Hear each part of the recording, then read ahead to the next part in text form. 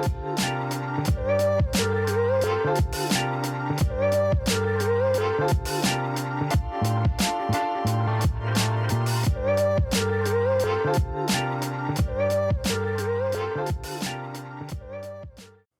is up, everybody, and welcome to the Deep Ruts podcast. This podcast is designed to talk a little bit about the members of Dayton, Ohio Toyota off-road enthusiasts. My name is Brandon. I'm the president of the group, and today I have with me one of our OG members, been around a long time, James Cabonce. Yeah, welcome to the show, man. Thanks, sir. We are excited. We are making a little bit of a transition here from our trail team going into our OG members. OG members are people that have been around a long time. They've been involved with a lot of stuff. On the last episode, we had Vince, which is James's youngest brother. So some of what we talk about today may be a little repetitive if you saw that last episode. Had the opportunity to come out and hang out with your family a lot. You guys are awesome. We love spending time with you. You guys are always involved in a lot of the group events that we do. It's been a lot of fun throughout all this. So, James, I'm happy for you to be here with me today. One of the things we do on this show is we have a little bit of bourbon as we go through this. I have pretty wide selection of bourbon, so I usually send that list to the member that we're going to be interviewing and give them the opportunity to choose a drink. James did not want to do that today, so he's got a cup of something on his own over there. But what I have in the cup is Russell's Reserve. This is a 10-year, and the reason I chose 10-year today is because this is our 10th episode, so super excited for that.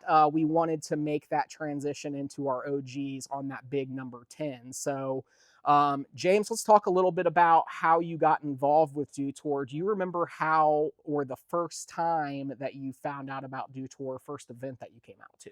Actually, I think it was you just messaged me out of the blue because we had mutual friends, and you were like, "Hey, I know you've got a lot of cars, one of them which is a Toyota, or a handful of them are."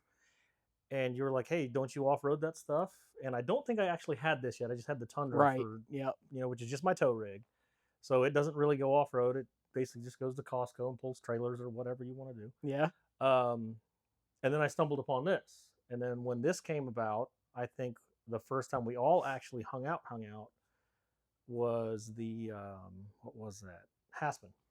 That was the winter trip, wasn't it? The winter trip. Yep. Yeah, man, that was one for the books. Was that the one where we ran into the guys in the Ranger? Or was that a prior trip I went to? I don't remember. Okay. Exactly. One of the trips we did, one of our early Haspen trips, we ran into a group of guys that were in on business, basically, and they went out and rented a stock Ford Ranger, and they took it to Haspen. They Googled off-road, and that's what they came up with, which was pretty crazy because we're all there in, at the time, pretty stock Toyotas, and knew what we were into, and I think they kind of got their eyes opened a little bit that day. Yeah. But no, that was a fun trip because everything was like covered in snow and it was a little icy. It took me a little bit to get up there with not these tires. We had those semi-old tires on here. I got within 7 feet of where I needed to be, or 6 feet, and it just wouldn't claw anymore. Yep. I'll show some footage of that. Hopefully, I think I still have that, so we'll link that on here. But that was on that big hill portion of the fire trail. We were all trying to make it to the top, and had to give it the beans there quite a bit to get up half there. Of us made it, half of us didn't. Half of us had to winch to each other or pull to each other and get up there. And I think I only did it once, maybe twice. And then everybody else couldn't make it the second time because all the ice melted. Yeah. And then just sort of make it slick. Made it a lot worse. Yeah. So yeah, that's great. We've obviously created a lot of memories in that time that we've known each other. We're around a lot of the same people even Adobe's, prior. Man. Yeah. Adobe's. Didn't quite know that until later on, but yeah, I work in the entertainment industry and I used to DJ Adobe Gilas. And James used to hang out at Adobe's. So I was a regular. Yeah. Those Tuesday night 50-cent drafts, man, they got everybody. So Tuesdays, Thursdays, Fridays, Saturdays. Yeah. Some fun days up there. But so yeah, it's cool to watch those friend groups kind of change and you see all those, you know, little connections that become these big stories, right? So this episode is a little bit later. We're trying to put out one of these about once a month.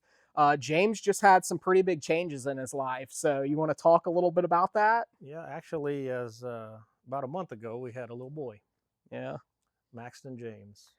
Yeah. Thank you, Congratulations, sir. man. That is a long time coming, man. Are you excited? What was it like when you found that out? Were you super excited, terrified? Well, it was one of those things. Like anything I do in life, I just go to it. I mean, if you're there, you're there. Yeah. You just figure it out. And I've always been like that, no matter what I do. New Yeah. jobs, stuff I've never worked on before. I just have to figure it out. Yeah. That's just how it goes.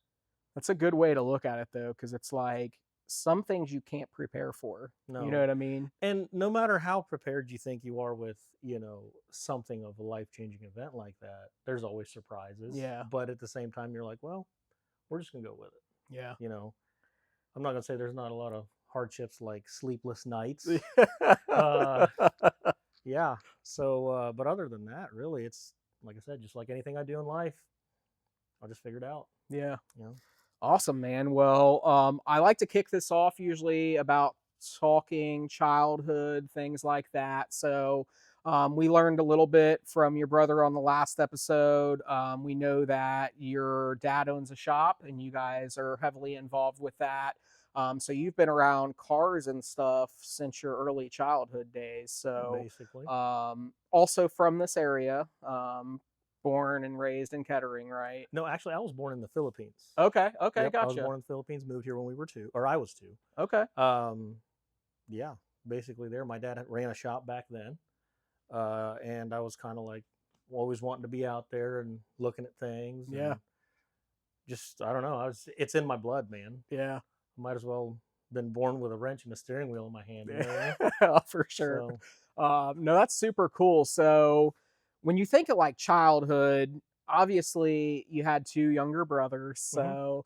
So, what was it like growing up with them? Like, what were some of your favorite things to do as a kid? Obviously, you mentioned being out in the shop with dad and, trying to be hands on as much as you could. But, what are some of your favorite nostalgic items from that time frame? Because I know Oh me and you man, are pretty close to the same age. You yeah, might be a little bit older than me, um, but primarily grew up in late 80s and 90s. yeah. So, So here's the thing: most siblings, you get the fights and things like that. I mean, yeah, we would bicker a little bit, but when we got in trouble, the three of us got in trouble together because we were like a team. As you've seen this before oh, already, yeah. nothing's changed. We all like pretty much the same stuff. We do a lot of the same things. Um, as far as items, we always would have like Legos to build. Oh, yeah. Well, by the time you figure it out, we're like, well, this is kind of boring. It wouldn't be a day or two. We would go through our parts bin, and next thing you know, we made like some sort of other vehicle out of what we already had. Of course, it'd be lifted. Mhm. We were able to figure out certain little pieces to make it look like it was able to be turned and stuff like that. So it had a moving axle up front, and then just a bunch of that. So we would modify things when we make the model cars. We would make stuff go into other chassis or onto other chassis, and it would just be, I mean, like what we do now. Like we Yeah. just make stuff work. Yeah. Yeah, dude. Like I said, this Absolutely. this one here is pretty much close to stock, aside from some old man emu springs, and we just re-index the torsion bars and some tires. Man, it does what it does. Yeah. You know. Great platform for that too. Land Cruisers are phenomenal, but also cushy, which is nice, man. Yeah, You know what I'm saying? You get a little bit of that luxury when you're off roading, and that's hard to beat that. So, and the thing that I'm lucky with on this one is it actually comes with a rear locker factory. yeah. So that helps out big time, aside from Yeah. the center diff lock. And there's been on a few rides, one or two of the trail leaders have called me Cadillac Man because I can wheel it real smooth and just get through without any issues. So Yeah. Oh, the luxury. no, Yes. heated seats, AC. Yeah. What do you want, bud? We got it. Yep. Um, so obviously always had a knack then for messing with stuff, being some mechanical engineering kind of stuff. Um, what are what is like one of your favorite childhood memories when you think back, whether it's something just you or it was something you did with your family? What is one of the key memories from your childhood? Well, I got a lot, really. It's just one of those things that I could never leave anything alone. Like if I would have a new toy, I would like, can I add lights to it? Can I, put a lift kit on it? Can I, put bigger tire or something, anything like that. I remember when I was real young, I think my dad bought me my first RC. Didn't know how to drive it. It was all glued together because I'd run it into trees and everything like that. But ever since, and I would always have something new every year for a birthday or whatever. And I'd be like, okay, so I'm going to paint this, or I'm going to just do these tires, or I'm going to lift it so I can put these bigger tires from a broken toy I took apart and couldn't put back together, which I got yelled at a couple times for because that was expensive back then. Because back then you couldn't, like this, for example, you can't just, add the tires, wheels, and lights. I can customize absolutely everything on this, and that turned into what I picked up heavily a few years ago was this. Like, I got into the whole RC thing again. Yeah. And all through being a little kid, I had, bicycles and doing the BMX thing. We did dirt bikes. I mean, Oh yeah. I just don't have like one that stuck out. I liked everything. Yeah. We had a bunch of different hobbies. And if anybody knows me, if I get into a hobby, I go all the way, whether it be, guns, cars, RC, whatever. I'll go the distance just about in every single one of them. Yeah. Kind of a bad thing to do, but whatever. And we're going to get a little more into that because this is a pretty deep dive getting into some of your RC stuff. But so childhood wise, you guys went to local schools and stuff in Kettering area, went to Alter too, right? It was St. Charles and we went to Alter. Okay, awesome. What was like your first job? I know Vince had mentioned he did a lot of stuff kind of off the charts doing, grass cutting and stuff like that for like Basically family the same members. thing. Like Okay. if you needed anything moved, if you needed any grass cut, if you needed yard work done, your car worked on, we were the people in the family that everybody called. Yeah. So we would come out as a team to cut grass or do whatever. So the brothers and I, that's like our it wouldn't like say that was our first job because we would always help my dad out ever since we started, doing things with our hands, like Yeah. learning how to hold wrenches. He would always have us in the garage, like, okay, you guys start taking this off or do this or do that. And he would tell us what to do. And I think I've hardcore been wrenching since I was like 10 or 12. Yeah. So, That's awesome, man. Those are great memories to have. and then we had a team. We're still a team today. Yeah. Like if you guys know, like my dad, he's Pops. Everybody calls him Pops. Yeah. He's like one of the guys when he hangs around, and everybody mentions that. They're like, they'll say it to him like, "You and your boys are like a bunch of buddies just hanging out." And he goes, Yeah. "Yeah, so." Yeah, you guys are a fun family to be around. Your dad is very entertaining. He's, like you said, one of the guys. He's got a story about almost any vehicle you can imagine, but he's really great at cooking and stuff too. Grilling especially. So love his cooking. Everybody loves his barbecue. Yeah. Everybody loves mom's noodles and egg rolls, right? Yeah. I mean, those are usually the first things to go at every party. We don't really have any leftovers after parties, do we? Not very often, no. Yeah. So what was your official first job? Do you remember what it was? Oh God, man. I think it was a dishwasher at a golf course, like at a country club at a golf course. Sure. Wasn't there very long because all the super late nights, and I was only 16. Asian parents, they worry about you. How am I supposed to make money? Because I want to make money. But, hey, they're like, no, you don't need to make money right now. I'm like, okay. So that transitioned to basically me just helping around everywhere else I can go. I mean, doing whatever odd job I could so I could make money. Yeah. Because the main thing with them was they set me up with my first car, and it was in a 1989 Isuzu Trooper. Set me up with that, and but if I wanted tires, stereo, wheels, I had to get that myself. Yeah. Okay. So I hustled. I made stuff work for me. You got to, right? Oh yeah. And it was customizations been in your blood, as you've described. Yeah. So I'm the same way. I can't even have a bicycle that doesn't have some modifications. Talked about guns and modifying. So I'm the same way, man. For me, it's hard not to do that. I can't leave well enough alone ever. Yeah. So that transition into, did you have a lot of jobs before leading into what you do today, or like how did that work? Did you go to college? Yeah, I actually got a bachelor's degree from Wright State in organizational leadership, which not a lot of people know about. And I get the question asked a lot, what is that degree? What is that? We know it's a bachelor's, but what is that? It's more of a supervisory and management degree. I used it a little bit in my first, I guess, few jobs. I was what do you call that position? I was like a banker / teller at US Bank in Yellow Springs. Okay.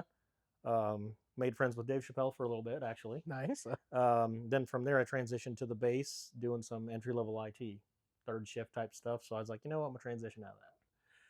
Then for the next 5 years, I was a warehouse supervisor, but I also scheduled the maintenance. I was a safety supervisor. I wore a lot of hats at that place. And then from there, I went to Crown Lift Trucks as a mobile service tech. Did that for 4 years, and then I now, say, I think that's where you were at when we met. yeah, Initially, basically, yeah. I think that's where I was at. And then here in the last almost 3 years now, was probably my end all gig is Parks and Recs mechanic for the city of Vandalia. Yeah, awesome, man.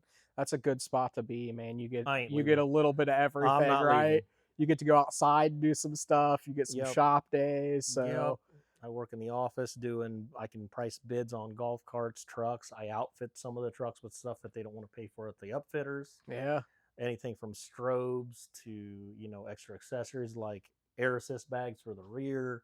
I do the general maintenance on all the tractors, the trucks again, the mowers, chainsaws. I do it all over there. okay, yeah. So, Yeah, that's cool, man. It's good to hear that you found a good spot for you. yeah.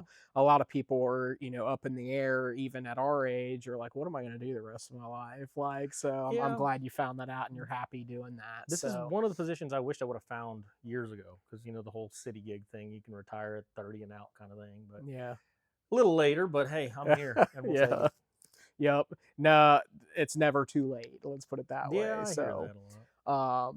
so talking a little bit more about your family, we talked a little bit about Maxon being born. So, your wife is pretty involved. She comes out to a lot of the meets. We've had an experience of doing a lot of stuff with her involved as well. How did the two of you guys? How did you guys meet? A drunken message on Facebook. Yeah. We just kind of kept talking. And then it turned into, hey, I'm going to go home and back to the Philippines when I say home. For my cousin's wedding, do you want to meet up, see what it is? And then it's been, I don't know, almost a year or less that we were talking on and off, like almost every day. And it just kind of turned into something.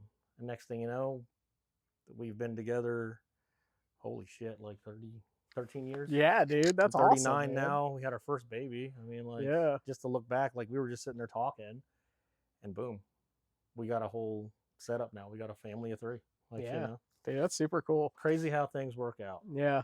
So obviously being a dad, having the upbringing you did, being around your dad a lot, I'm sure you probably want to do that same thing with him a little bit, right? It's Want him to be getting there. wrenching and Most likely, I'll teach him how to do whatever he needs to do. If he breaks his own bike, he's got to learn how to fix it. I'll be there for the sport 100% of the way. yeah. Just show him a little bit of this and that, whatever he needs to fix. Just because, like anything else, if something breaks, you're like, well, I can't sit still about it. If I can do it, I'm gonna try and learn it and get it fixed. Yeah. Teach him the same thing. So obviously we got quite a bit of time before this happens, but is there a vehicle in your arsenal now that is going to be going to him as the first vehicle? I don't even really know. Because it's like, let me just back up a little bit, because when we told everybody that we were pregnant, like not even a few minutes after that, my brothers and my dad were like already talking. We don't care if it's a boy or a girl. There's going to be a 4-wheeler. Yeah. There's going to be a dirt bike. And we got to build them a rig. Then we got to build them something that's, fast or whatever they want to do. So they have a little bit of whatever. I mean, so I really don't know if I had to do anything. Now, this is just like pipe dreams if I could do it. But I was thinking my $300 work truck, I would probably put that on some solid axles and some 35s, make it like an LCG crawler, like smallest amount of lift, biggest tires I can fit on there. Yeah. And as long as it's got the heat and AC, you can take it anywhere. Maybe that one, the 90 Toyota pickup that I got. That's cool. Yeah. So for those of you who don't know, James has a pretty wide array of vehicles. So let's talk about that a little bit. I know we said your first vehicle was the Isuzu Trooper. Yeah. Do you remember what vehicles you've had since then? Or is it one of those things that you've had so many? Well, it's not really I've had so many. I've bought and sold handfuls of things. I had a Supra that was like same white, color, but it was different shades of white because I spray painted this and that. Yeah. With a J-spec motor we had to order out of Japan to get it running. But then it started rusting in the quarters. We pulled that motor. The motor's still sitting in the shop. And then for a birthday gift, my parents got me an '88 Supra, which is like mint. You've seen it. Mm-hmm. That's the one we do burnouts in my garage with Yeah. during birthdays. Yes. That's a bad car. Yeah, yeah. Targa top, lowered. Got a couple mods done to the engine, nothing crazy, but I've got that, and I've had that since I was 19. Then I got an '85 Toyota pickup, which kind of sparked the, I think I want something lifted. But then, of course, the demise of most Toyotas is a rusty frame. So then that got chopped up and went to an '85 4Runner. And that's kind of what I had for a little while. And when I graduated college, I think I bought the Evo, which we've tinkered with since, I think, 2011. It went from bone stock. 2 weeks later, I had to put a clutch in it because I was practicing my launches. Yep. And we've had to rebuild the transfer case, so that's good now. The transmission's been redone. We do all that in-house over at Dad's shop at JJV Auto. Did the motor up in that not too long. It's been a little while, actually. It's probably been 8 years or so since we did the motor up. It's got fully built motor, big turbo, blah, blah, blah. It's a bad rig, too. Yeah. It doesn't weigh very much, and I think it's like 500 plus motor. Oh, yeah. Power. It's fun. It gets down. It gets down. It surprises me. Don't drive it too often because when you get used to it, it gets scary. You're like, this is it. You're in a slingshot type thing. So, yeah. Let's see. What else did I get? Then years later, I think I got my wife's first truck when she moved here. Was a Tacoma, a little 2-wheel drive. But we recently sold it over the winter. Super clean truck, too. Oh, yeah. It was a nice little thing. It needed a little welding on the frame because it had little spots that we had plated, but the body was super clean. We sold that to get her mom car, which is a Lexus. So, keeping it in the family Toyota. I don't know what I did with the Mitsubishi. I guess funny thing about that one was I wanted to give myself something as a present for getting a bachelor's degree, right? So I get that. And then you know how with any project car, there's a love-hate relationship. You hate it, you love it, you hate it, you love it. Yeah. You whip some people you don't think you can whip in it, and it brings it back. You're like, yeah, I like this car. Yeah. So not a month later, there was somebody, a military guy, was selling when it was still a reasonable price, I think it was like a 96 or 98 Supra. Black on black, twin turbo 6-speed, Targa top. And he goes, possible trades, and he was only selling it for like $27,000 at the time. Pretty much what I had in the Evo. And I was like, okay, cool. So I said, would you trade for an Evo? In the email, he comes back with, LOL Evo, no thanks. And I'm like, oh, well, because that's what I was looking for. But then, the Fast and Furious movie came out, and then the prices went from like 30-ish grand to now they're what, 75? And up. And up to the sky. Yeah. Yeah. And then it was like a few random cars I bought and sold in between that I don't remember because I've had so many. I think one of them was an old 240 SX. Then what else do we have at the house? The Tundra. Yeah, I got the big Tundra too. Yeah, I remember I bought that one. I'm keeping it because it's just it's the crew cab. It's the family truck. It tows the trailers. We take trips in it because it's big and comfy. Yeah. Not the best on gas, but the power's there when I need it, so it's okay. And the train horn's fun on that. Yeah, that is absolutely like fun. People in that. You've been in our the 4th of July parade that we've partaked in a couple of times, and that definitely shocks some people. You like to do that as we're going down the road. So. Starting to become a crowd favorite because depending on certain places I go, if they know that I'm coming down the road, they give me the arm pump. Yeah, so gotta oblige by the horn. Right? Yep. Gotta do That's that. awesome. And, what else do I have, man? Because this was one of the last things besides MJ's current vehicle. Yeah, this was one of the last that things and the $300 Toyota pickup. And you guys know the deals find us. They find the Cabonce boys. Yeah. Some random guy drove up to the shop one day and said, do you guys buy old Toyotas? I see you guys have old Toyotas here. And it was Pops, Vince, and myself. And we kind of all looked at each other. What do you got? He's like, I just have an old Toyota pickup. I'm going to let it go cheap because it needs this, that, and it doesn't run right and blah, blah, blah. Well, long story short, he said 800. We settled on, I think, $300 and a power steering line on his Corolla. Okay. And I do have to do a little bit of work to it now. I think we got a burnt valve. because we literally just got it running, and I've been driving it for however long. AC and heat work. Found some $100 488 gears to put in it. Yeah. So Nice. that's my work truck. But there's that one, and thinking between somebody gave me a 2500 Chevrolet. One of my really good friends, I guess it was his deceased dad's old truck, and they gave it to me. I fixed it up. Didn't want to sell it, but somebody waved a stack of cash in front of me because this thing was super clean. And I was That was gonna, the maroon one, right? yes. Okay, yeah, I And you remember guys that. know I'm like, I Yeah. don't hate on a lot of cars.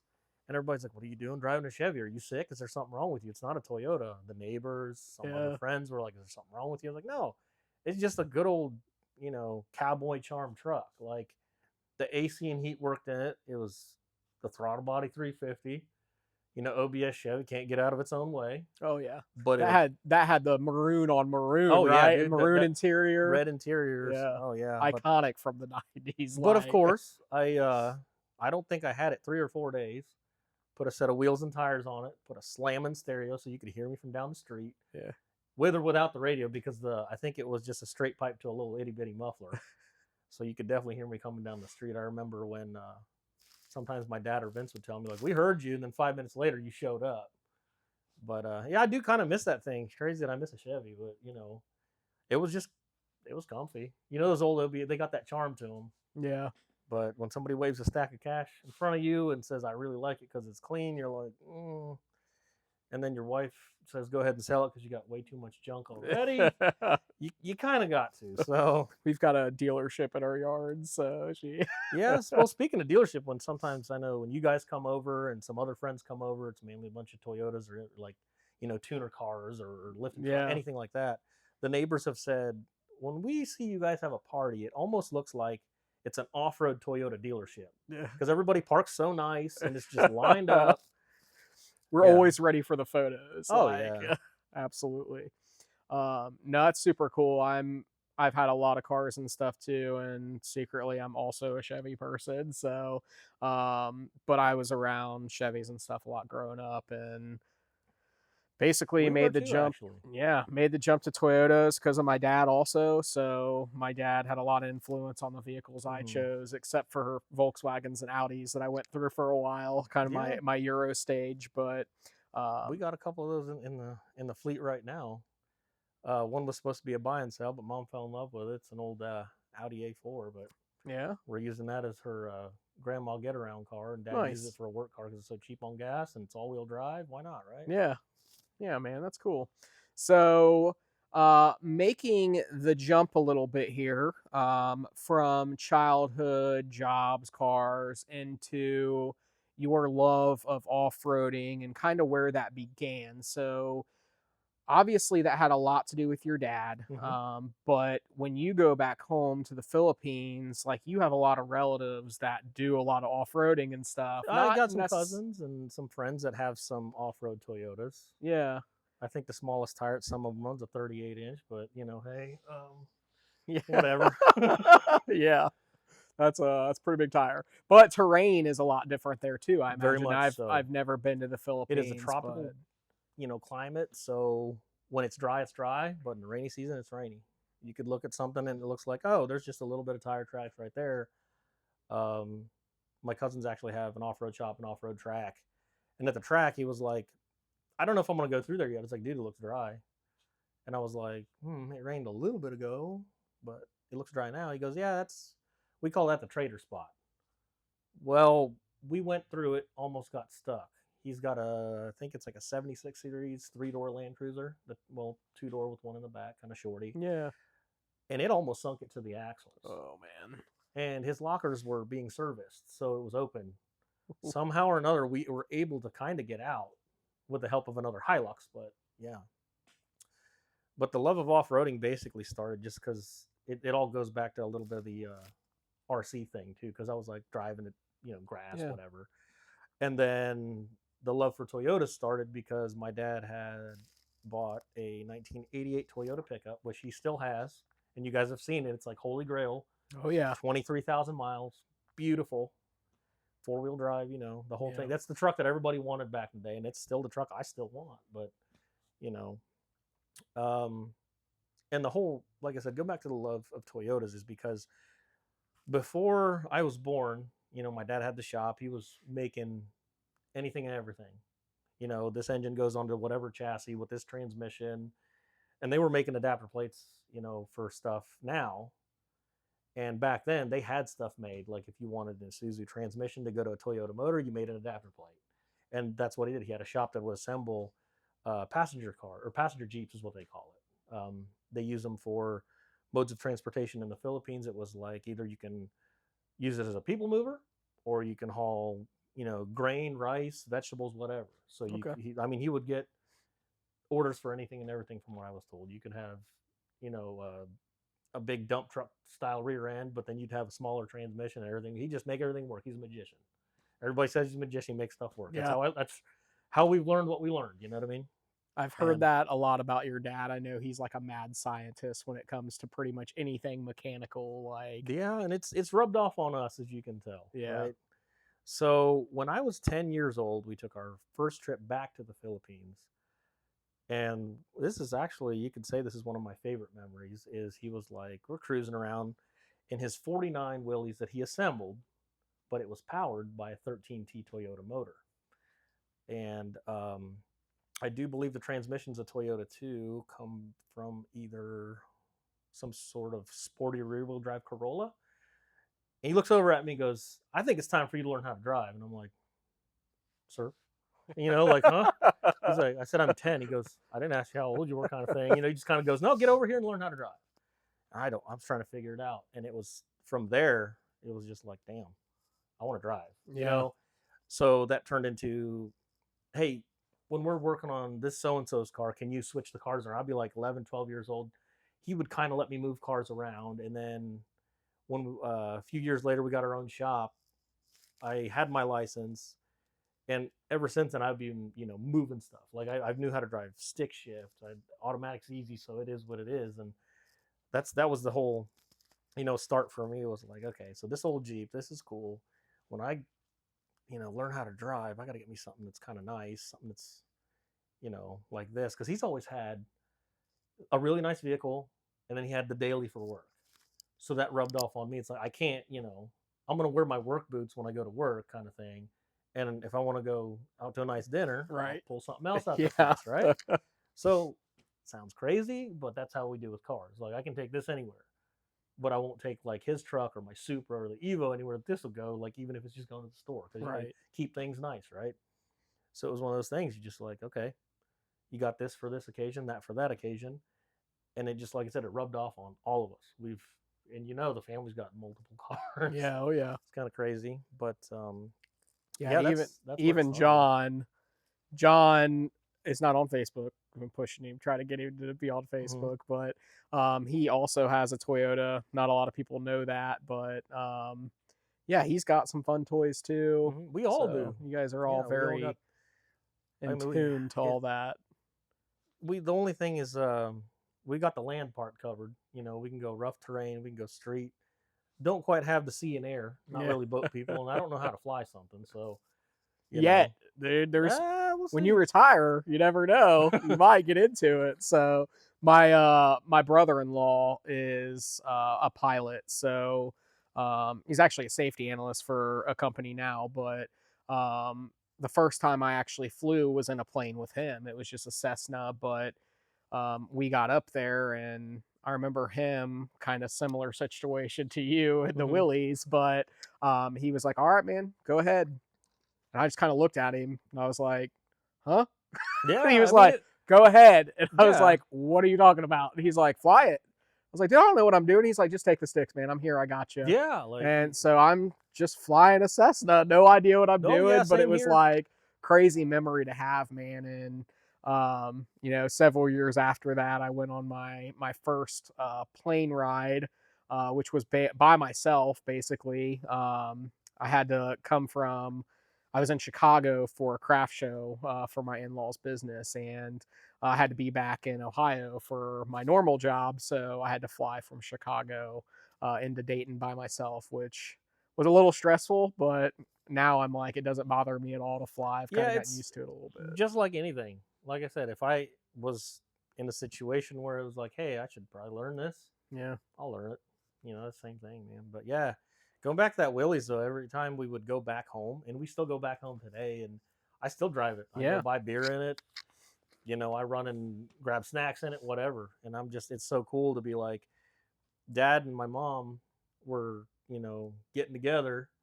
And then they had this, and my dad put that together. And then I'm like, well, I learned to drive on this when I was 10, and I'm still driving it on vacations today. Yeah. I mean, that's just, and I'm 39. So Yeah. And you got married in the Philippines too, right? Yep. Yeah. That's super cool, man. I think I had mentioned on the last podcast about your last name, Mm-hmm. because like I never knew how to say it before. I thought it was Cabonce, but I didn't know. And then Either in your way. video they say Cabonce, and I was like, oh, I've been wrong, I think, all this No, it's either time. way. But I mean, over here, a lot of people have always said Cabonce. yeah, But, the American way, yeah. right? And then Yeah. if the traditional way is Cabonce. Yeah. Okay, cool, man. So obviously we've talked a little bit about RCs and stuff too. This is obviously one of your big hobbies. This thing is pretty neat. It's amazing what you can do with RC vehicles now.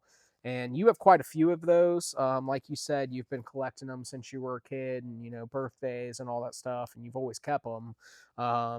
I know for me, like as a kid, I was really into like Ninja Turtles and GI We all Joes, were Micro too. Machines, all that stuff. Transformers. But at some point, that all gets sold in a garage sale. At least for me, I was like, Yeah. I don't need these anymore. I'm It's- growing up, right?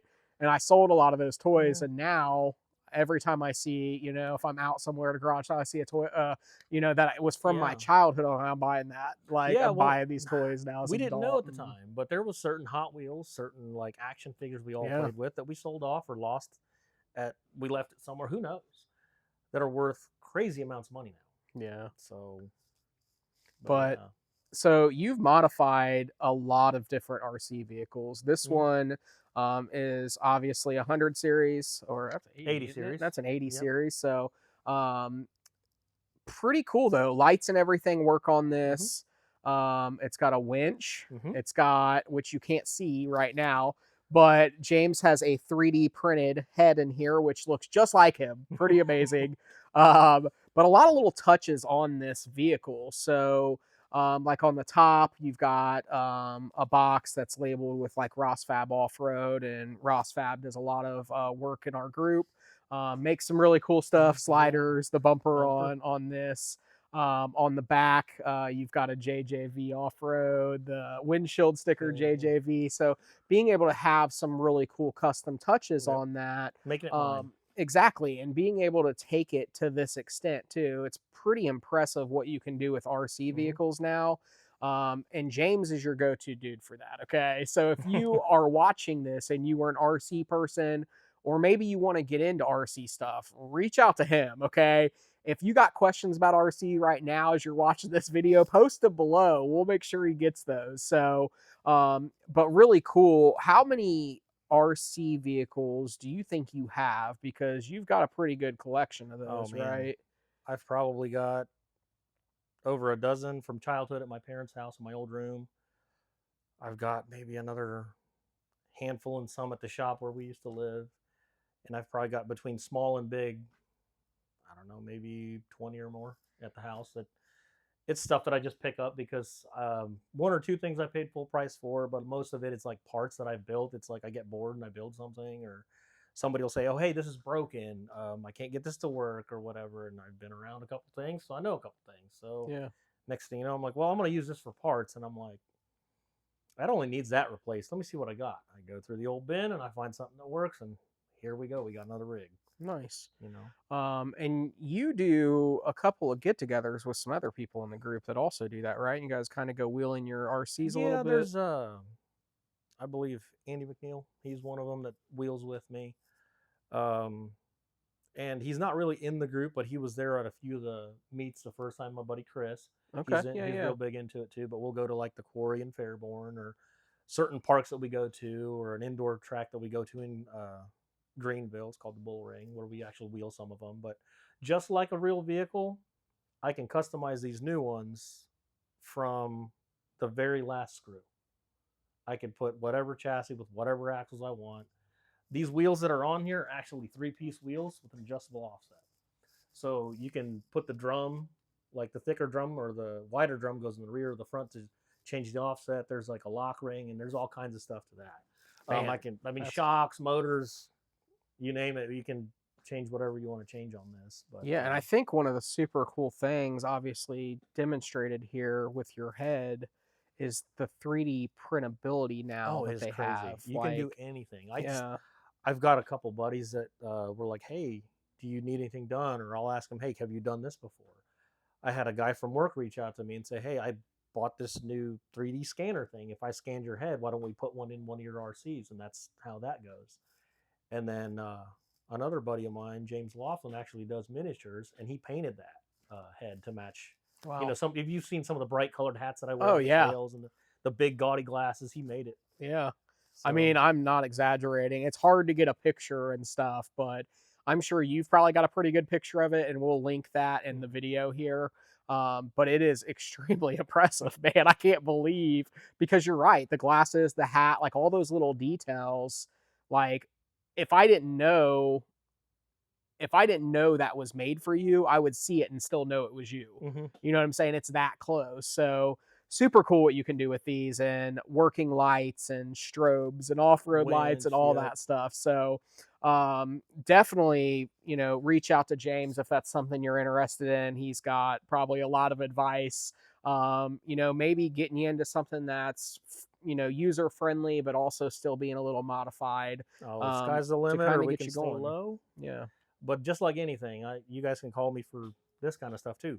Yeah. You know, I do all the lights, the winches, and you know all the electronics and stuff. And I think a handful of people in the group were like telling me before. I think you're our go-to for anything wiring, anything lights, because I've done yeah, winches, lights, horns, whatever you want. We can do it all at the shop. Like with the help of my brothers and dad, we do it all over there. So And he is meticulous about that. So he's going to make it look stock. It's going to look real it good. has to be. Um, so outside of this hobby, we talked a little bit about you like to go, you know, deep into any of your hobbies. What are some other hobbies that you have that you like to do? Like I said, man, off-roading, and then just playing with guns once in a while. Just I don't always have to have the newest thing. I kind of watch it a little bit, make sure it works, and then might make my own take on it, type thing. Um, it's just I don't know. I can never ever leave anything alone. So if I have a gun hobby, I got to add this, that, or the other. If I got one, you know, a rig, I'm like, you know what? Let me try this. This is something simple, but something nice. You know what I Yeah. mean? So that's how I do it. I mean, I can't pinpoint one. I never have any favorites. It's bad. I don't have favorites. Like I like this, but I like this too. Yeah. But I can't be lacking in this hobby and not be like, you know what I mean? It's I got to do this up. I got to do that up. It's bad. Yeah. It's bad all over, but it's fun.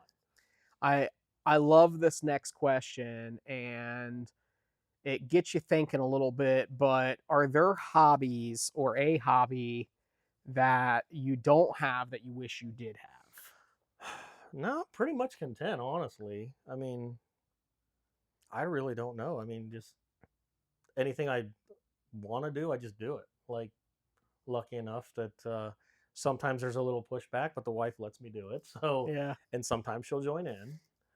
Um, but yeah, it's one of those things. Just for example, I did put together, I think it's a fifth gen Forerunner for her.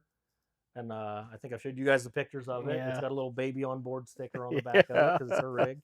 It is one of the nicest and cleanest unscratched RCs we have at the house because it only goes out when she takes it out. Nice. And the whole thing with this is when I'm not wheeling this and I don't have time to wheel this, I try to wheel these. Yeah. So that's kind of why that, you know, it works hand in hand right there. And so the crazy correlation between that is it's quite similar in angles, departure It's angles. exactly the same, Yeah. actually. Like, So if you see a line that you can't take in this, I got a truck that can take it. You know, you build these the same you build these. Like this is for medium, it can do some harder trails, and this could too. But I've got some trucks that you don't want to take past a little bit of a gravel road. There's a few that are not as capable off road as this one or the one that I built because I've got one that I built that'll do absolutely everything I want. yeah. So just like a real vehicle, you know do the same thing like that. Yeah. Um so going back to more of that family aspect, what would be like a dream vacation for you guys? If, one day, say you hit the lottery, what would be a big plan that you guys would do? Like Man, maybe something you haven't done before. Is there like, something on your bucket list or a I don't place that you've always wanted to go? I don't really know because we're just lucky enough and blessed, I guess, to do what we want to do. You know what I mean? Like we've gone to the Philippines and seen remote parts of the Philippines and Yeah. the beaches, and you know, when before we got engaged or when we got engaged, because I proposed to her under the Eiffel Tower. I think you guys remember Huh, that. yeah. And we backpacked through Europe before anything really. So there's not a lot that I could say I wanted. I mean, I guess it wouldn't be something we would. I guess I need to hit the lottery for per se, Yeah. but something simple. I don't know if you remember some of these shows on the Discovery Channel, or was it TLC? But they had the Arctic trucks in Antarctica that were Hiluxes and Land Oh, Cruisers. yeah, yeah. Maybe something like that. That would be cool. That'd Yeah, be but super fun.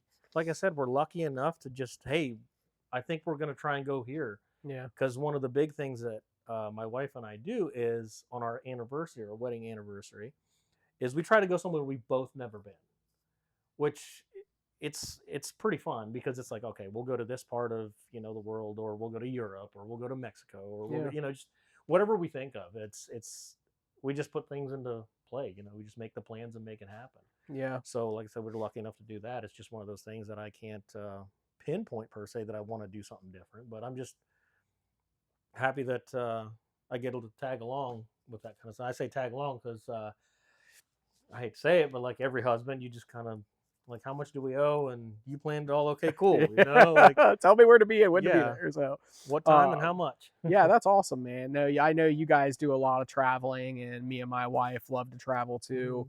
I always said I would rather be broke and going cool places than be rich and just sitting right here in Ohio. Yeah. So, with that being said, out of all the places you've gone, what would be your favorite? And it can't be the Philippines because I that's know, right? home, right? So, what out of your vacations would you say, like, this place was the top? This was my favorite place I've ever Man, there's a been. toss up here because one was a life changing event, which I'm going to lean with that one because we've seen different remote parts of these beautiful beaches in the Philippines, which you said we're not allowed to do, but it's Yeah. like very hard to do that. But I'm like, there's that, and then I think number one for me would be in Paris because that was my second time to Paris, but I proposed to her under the Eiffel Tower, and it was like one of those things. It's just like everything was right. You know what I Yeah. mean? Scenery was right. It was cool. And everybody say, was it the Paris is for lovers or something like that? And I'm like, I didn't know that at the time, but that was just the saying. Yeah. But yeah, I'd say it was when I asked her to marry me under the Eiffel Tower at the time. Yeah. That's definitely a heartfelt, like, because you know. like I said, we've been a lot of places, all over the. I mean, not all over the U.S., but we've been to some, like Myrtle Beach. Everybody goes there, Florida, stuff like that. But Yeah. I just can't pinpoint one. It's not so much the places I go, it's who I go with. Yeah. You Or know the what I mean? memories you create when Yeah, you're doing and that, it's right? like if I were to go to Vegas again with the same group of buddies I used to go with, that was always fun, right? But like if I were to go to Vegas with my brothers and my wife and my family, and we were doing something, it's like it makes it better for me. You know what I mean? Right. Like I got my core there. Yeah. I got my crew. You know Yeah. what I mean? For sure. I'm definitely the same way. I mean, I'm glad that Whitney didn't ask me this during my interview, like where my favorite place was. I don't know that I could answer that, Yeah. We've been a lot of places, and it's the scenery it's always beautiful, right? You go some really cool places and it's not home, you see it and you're like, wow, this is really beautiful. You soak it in a little bit. But like for me, I don't even know. Like I think if I were to answer that question, I would probably say Rome. I haven't been there yet, but Specifically the Colosseum. So the Colosseum is not like what you see in photos. Like it always looks like it's out in the middle. It's right in the middle of the city. Like there are houses and stuff pretty close, a couple main roads around it. But when we went there, obviously filled with tourists. It was a hot tourist season rather for Rome. So there was a ton of people inside the Coliseum, but it was quiet, man. It was so quiet. And it's like that somber feeling because you know all the history Yeah, back inside in of the day, that I guarantee it place. was nothing but quiet. Right. And it's crazy because everybody knows that. Everybody realizes that. And you've got, I mean, thousands of people in there visiting, and it's like you feel like you're in a library, man, or in Hmm. church, like it was just so quiet, and you can tell like everybody's thinking about it. You can tell Oh it yeah. just weighs on you a little bit. And like that to me was like, yeah, I've been some cool place. I've been to like Grand Canyon and places Hmm. like that make you feel Yeah, really small. we have too, and just just touching on Europe and places like that too is, over here you see buildings from the 1800s, 1700s that are still standing per se, Yeah. and sometimes not even 1700s. Over there, especially when we took a trip to London, there was stuff there since 1100, Yeah. 1200 that's been in the same family, Oh yeah. and it's still upkept. It's crazy to see that, and again, we're lucky enough to experience that kind of stuff. Yeah. It's just cool to see it. What It's a whole different thing. what's that saying? To be a fly on the wall, or Oh, so like in some exactly. of those places, you can, dude, it would just be so crazy. So no, that's super cool. What is so you've been out to a lot of events and stuff with DOTORE.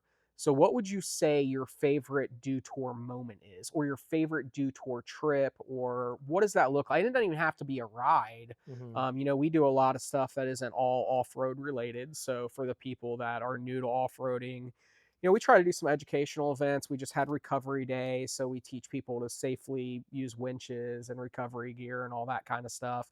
But we do like kayak trips, and we have donut meetups and all this fun stuff. But you've come out to a lot of those things. Hmm. So like out of all that, what do you think like your favorite DOTORE memory is? Well, it's mainly just doing a few of the rides. I don't get out as much as I used to, and like I'd like to. And it's just honestly, when we had the slightly smaller group and just the fun rides, and then somebody gets stuck, and then we all got to work together to get it going. Yeah. And Yeah. um, with Kevin, I've been placed with him as like the co-captain or whatever. And when something happens, we jump out, we get our stuff done, we get somebody out, or we get somebody through something, and that's just how I like. I mean, the smaller groups, with like 10 trucks or less, Yeah. where we get in there and you can get technical with everybody. Some new members will come and you got to give them some pointers, and just that's my I think that was my favorite part of it, is Yeah. trying to help the people that don't know what's going on, or you can see that they get stuck and they're like, we're in the middle of nowhere, and they're like, oh my god, how do we get out of this? And Yeah. I'm just sitting here like, let me throw a cable out, you'll be fine, Yeah. or somebody will hook to one of the other people and say, we'll just pull you out. You can see these people that have these outfitted rigs that don't know how to use them yet, Yeah. and then And that's after that, fine. You yeah, know what I'm that's saying? absolutely fine. And for us, like, we are very welcoming to that. And Mhm. that's a lot of feedback that I've heard from people in the group is, I was in this group and I felt like I wasn't part of the group because I didn't know everything everybody else did. We don't care what you know, okay? We just want you to have a good time and be Have fun, honest be out and, there with us. come out there and create the memories. When you're out on these rides, if there's something you haven't done before and you're nervous about doing it, that's what we're there for. Our guides and, our people are there to help you get through those scenarios. Yeah, sometimes things break, but we are going to help you get it fixed. We're going to be right there with you to come up with that solution to the problem. And that's something big about our group, is that rapport and the stuff that we have is we're never leaving somebody out, high and dry or anything like that. We will never leave you on the trail. And there's a lot of people that will attest to that. We've had a lot of situations out on the trails, and um, a lot of times they weren't at fault of us or part of the ride. It may have been something where somebody was exploring and we happened to be down there. But in scenarios like that, we want to do what is right and be able to help people out of those sticky situations. No, yeah. Not only to But mention some of that where people feel welcome after it. I've had a handful of people come up to me, or maybe my brothers and some of the other people, saying, "Hey, I really appreciate the pointers today. I feel better about going out now." yeah. And then there's been a few where they're like, "I think I can go out and do this by myself." No, you don't want to wheel by yourself. I don't care if you got a winch or whatever, Yeah. buddy. You need always wheel in groups. Yeah, it is good because, one of the things we talked about during recovery day was the unforeseen, right? It's not always, getting stuck or recovering a vehicle, sometimes it's as simple as stepping out of your vehicle and rolling your ankle or slipping on wet rocks and busting your head. If you're out there doing that by yourself, you could be getting out to take a picture, slip and fall on a rock, And and nobody's there to see you. nobody's Yeah. there. So it is important to always at least let somebody know where you're going. Um, but try to always take somebody with you, and it's more fun to create those Yeah, and memories, safety in numbers too, man. Exactly. Yeah. You just want somebody there to catch you if you fall, kind of thing. Yeah. You could very well have a situation where you go to you think, oh hey, I'm good, I have a winch. Well, what if you haven't tested your winch in a while? Yeah. That's one thing. Like me being with a safety background for past jobs and certain job and current job that I have is before you go anywhere, you double check everything. You know, I make sure that my locker works, my center diff lock works, my winch works, my lights work. Yeah. Just stuff like that. Yeah. 'Cause, I mean, you're absolutely right. You never know what happens if you've blown a fuse in your winch. What Mm. happens if your winch remote has a dead battery if you use Yeah, wireless stuff? You know yeah. what I'm saying? So always kind of go through those, Hmm. preliminary checks, make sure that things are good before you get out on those trails. Um, So, with that being said, what would you like to see out of DOTORE in the future? Let's see, like 5 years. We're doing a lot right now. Every year, we're trying to push and do something new. Last year, we started the podcast, and here we are on episode number 10. We are going to Wildcat this year. It's an off road park in Kentucky. That's the first time we've been there. We try to go to the gorge every fall. Hmm. Is there something that you would like to do that may not be something we're doing now? No, you guys got it covered. I mean, it just like for me, yeah, I like doing the group rides mainly. So it's like, yeah, I know you guys do a lot of those. I try to get out when I can, but I do enjoy those so much. I mean, you pretty much got it covered for me. I'm just simple, like if Yeah. I'm there hanging out, goofing off, it is what it is. I'm cool. Yeah. You know. Yeah, fun guy to be around too. I mean, you're goofy, you're fun, but you are serious when the moment comes, and it's good to have a mix of that. And I think that's where a lot of us kind of are. Majority of us are going to be serious when we need to be, but obviously we like to cut loose and have fun and stuff too. So when we're out on the trails, yeah, we're having a great time. We're being pretty particular about routes we're taking and things like that. And then at campsite, man, we might be playing tag or hide and seek or something. Who knows? But always a great experience, and we look forward to making a lot more of those memories with you. But I always kind of like to close out on this question, and I think I already know the answer to this, but I always like to ask it. But um, who would you say the biggest influence in your life has been? It'd probably be both my parents, Yeah. honestly. Um, they just, I mean, well, obviously without them, I wouldn't be who I was today. Yeah. Just the straight core values, being good with money.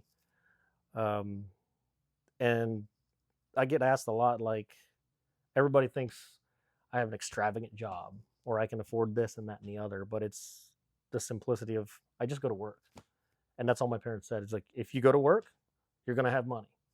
If there's something you want to do, it takes money. You're going to get there. If you really want to do it, you're going to do it. Yeah. And that's always what they told me. Just they said, stay simple and just work for what you want. And that's just something I've always been, having ingrained in my head there. Yeah, It's just man. if I want to go out and do something tomorrow that's, not super attainable, I'll think about some ways how I'm going to get it. And that's just how we've always been. Got to put in that work, man. Those core values, man. That's it. That's yeah. And it's not hard. You just go to work. I mean, you work for what you want. I mean, it's very cliche, and a lot of people hear this or say this or whatever, but you just work for what you want, Yeah. and then you make it work for you. Yeah, and your parents are definitely a great example of that. Both very hard workers and dedicated people, and great people to be around. I mean, I've said that a lot, but your family, when we're around them, feels like our family, and that's great. That's hard to come by in some scenarios. Well, you know in what I mean, today's to day feel and that age, welcome. even. Yeah. And if you guys notice too, I remember there's been a few times that either somebody will say like, "Can I call you Mr. Cabonce, Mrs. Cabonce?" Yeah. And Lord, is it George or Marietta? And everybody's just like, "No, just call us mom and pops." Yeah. And they're like everybody's mom and pops. Yep. Yep. And we all love your cooking. I know that. Brandon, I mean, a Yeah. whole bunch of them like that. So, Yep. Well, shout out to mom and pop. I'm sure they're probably watching this, but James, yeah, man, I appreciate you coming on today. It's been great chatting with you, and I'm looking forward to a lot more of those memories. Whether someday I get one of these cool things and start outfitting it, but right now I've got too many hobbies, and oh, yeah. I need to probably scale that down a little bit, per se. But yeah, guys, until next time, I always say, you never know, you might meet your next best friend. So come out and join us. We look forward to creating those memories with you as well.